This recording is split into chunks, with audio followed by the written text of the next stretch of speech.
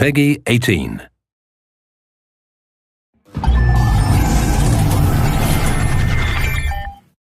Hello everyone, I'm Colin Graham. I'm the animation director on Watch Dogs, and today I'm excited to present to you a vertical slice of the Watch Dogs free roaming experience. So actually, this is not a mission. Everything we're going to showcase today is completely systemic, and we're free to do as we please. We start off in the wards, the low-income district of our interpretation of Chicago. When creating the world of Watch Dogs, we wanted to stay true to the city and give a unique flavor to each and every neighborhood, not only in terms of the architecture, but also in terms of the people that you'll encounter and what is happening in their day-to-day lives. In the wards, you'll see working-class citizens, rusty cars, gang members, abandoned houses, and low-grade pawn shops. It's really not the kind of place that you're going to want to be alone after dark. Nowadays, modern cities are increasingly managed by software, controlling traffic lights, electricity grids, and surveillance systems. In our version of Chicago, this management software is called CTOS, or the Central Operating System. The CTOS controls everything in the city, and it was created by the Bloom Corporation. Since the CTOS has been installed in Chicago, people get to work faster, the crime rate is dropped, and the communication networks are now more accessible and stable than they ever were before. It goes without saying that if everything is connected, somebody able to take over the system would be extremely powerful. At this point in the game, we don't have control over this district's CTOS system. The icons that you see over people's head mean that we cannot hack into their mobile devices at the moment. We need to find the CTOS control center, install a backdoor virus into the system to take control over all of the infrastructure in this district. There it is, the CTOS control center.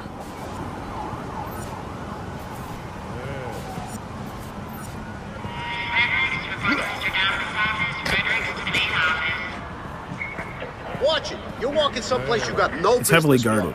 Let's see if we can find the server access codes from a distance. With cameras, we can explore restricted areas without being spotted, tag different guards, and access details on their lives. What the hell is she doing with that weasel motherfucker? It seems that Bloom employees all have a sort of shady past. There it is, the access code to the server room. Unfortunately, we can't access the server via the cameras. We need to sneak inside.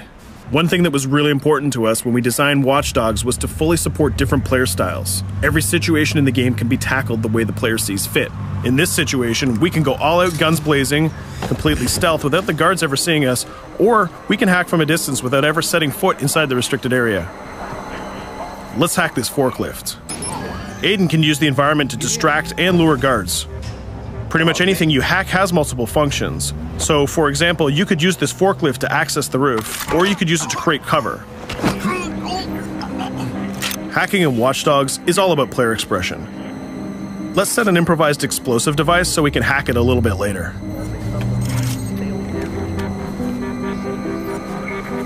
You'll also notice Aiden's low-profile stance. This indicates when the guards are unaware of our presence.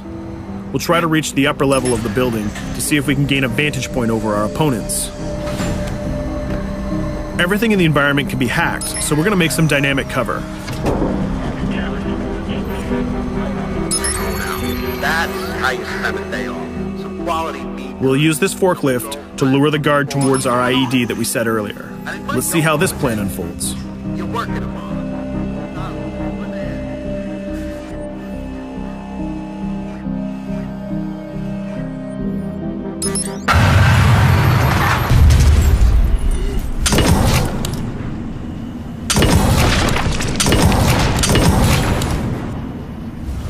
What you just saw is called focus. It represents Aiden's analysis capabilities and his quick reflexes. This gives the player more time to combine core game mechanics together, such as shooting, hacking, and driving, in order to handle more complicated situations.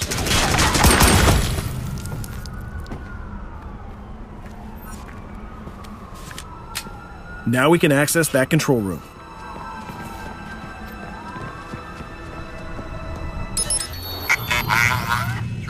Drop 2, 5.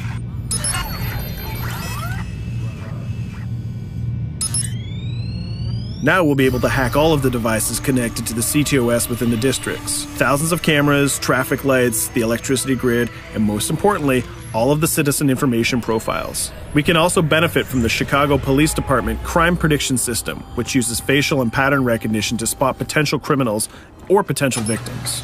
Since this is a pretty rough neighborhood, I'm pretty sure we're going to stumble on some suspected criminal activity pretty soon. And there it is. The system just pushed an alert of a potential crime. We can see the system trying to triangulate the location on our minimap. Take note, this isn't a mission. This can happen anywhere at any time. We've just spotted a potential victim. It's always up to the player if he wants to investigate or not, to take action or not. So let's see how this turns out. Yeah, you're right. Could I just...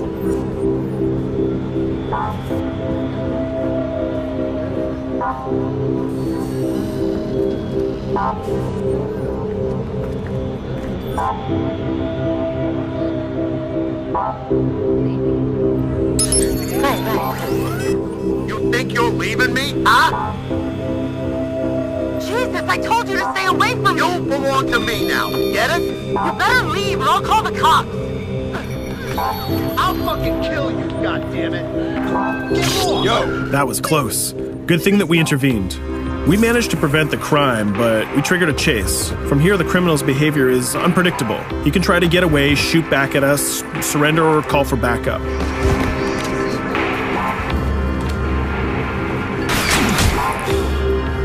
It seems like he decided to get away by car. Let's chase him down. In Watch Dogs, we have a wide variety of vehicles. Each one of them has their own unique properties and handling.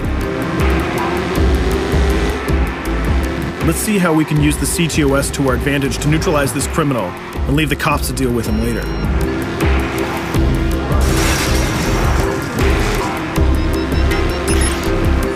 The chase stops right here. Using the blockers usually reserved for the cops during interventions, we managed to stop this criminal without killing him. This gives us a reputation bonus. This system is at the core of the Watch Dogs experience. Depending on how we handle different situations in the game, the media and the citizens will have a different perception of our hero, whether he is a true vigilante or a reckless criminal. This will have repercussions throughout the game. Now, let's head for the Loop, the historical district of Chicago, where you're going to find the most iconic buildings in the city.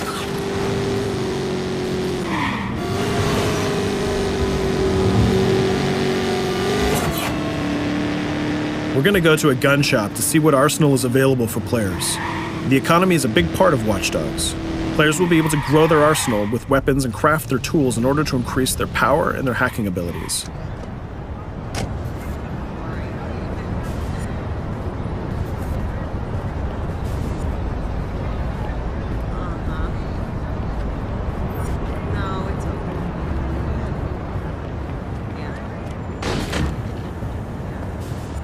You will find all of the weapons that you would expect in a traditional shooter. Pistols, assault rifles, guns, sniper rifles, and grenade launchers, just to name a few. A lot of bullets were fired in our last encounter with the CTOS guards. Let's stock up on some more ammo. Finding everything.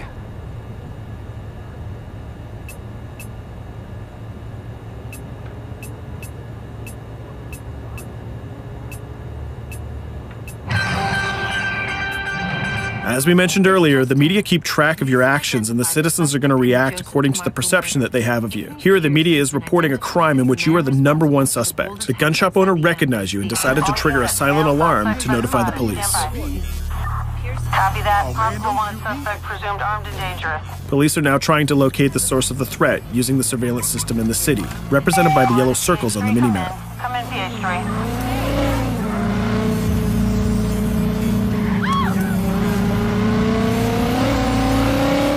Aiden is able to stall their efforts by hacking into their communication systems while avoiding the scanning areas.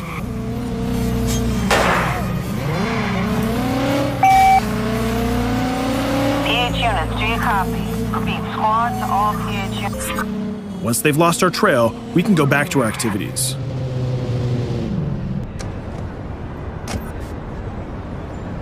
One thing that Bloom did to win over the population of Chicago with the CTOS project was to install free Wi-Fi hotspots throughout the city. Free Wi-Fi is cool, but not very safe with someone like Aiden Pierce around.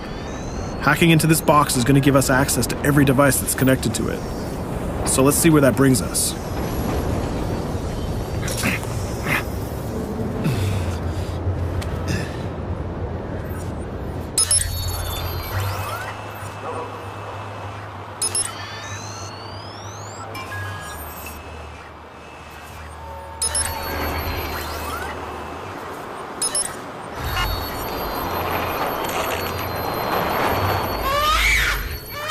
We just hacked into the webcam of a laptop. It seems that we're in the apartment of a mother and we can hear her baby crying in the background. Her bank information is in her mobile phone sitting right there on the table in front of us. It's totally up to the player whether we decide to steal it or not. Of course, this won't affect our reputation because nobody can witness this action. Just like in real life, nothing is totally black or white, but rather many shades of gray. This is exactly the situation where we want the player to question his own morality. Let's go withdraw that money. If you think that you're alone, think again. Aiden is not the only hacker in town. Someone's trying to install a backdoor virus on Aiden's phone in order to steal a portion of the information that he's gathered through the game so far. First, we're gonna have to reach the area where the signal is coming from.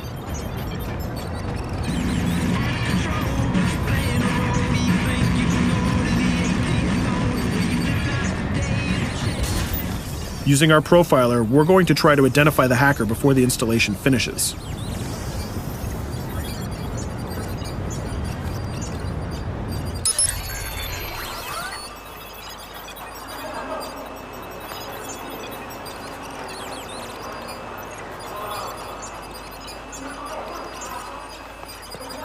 There he is.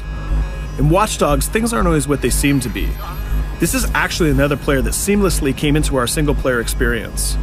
Let's not let him get away with this. We're going to teach this guy a lesson.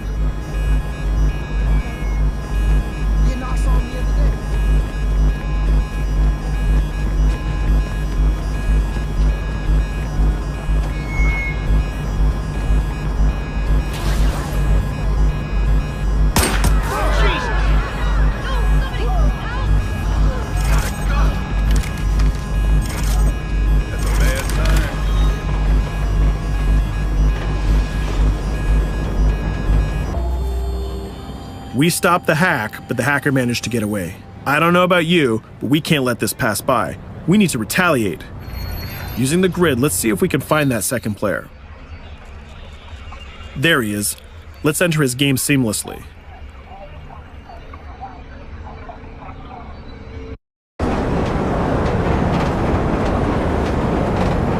The second player is not yet aware of our presence. If we act carefully, he might think that we're one of the many NPCs in the city.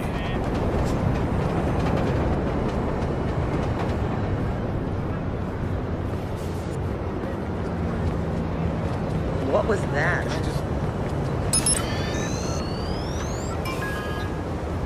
So let's find a place to hide and start hacking. What's going on?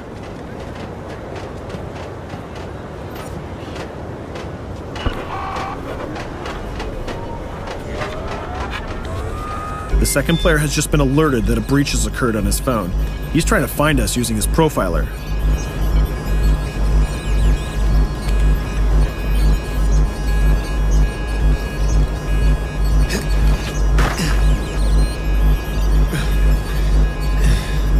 He's dangerously close. Let's hide in the car. We're spotted. Let's get out of there.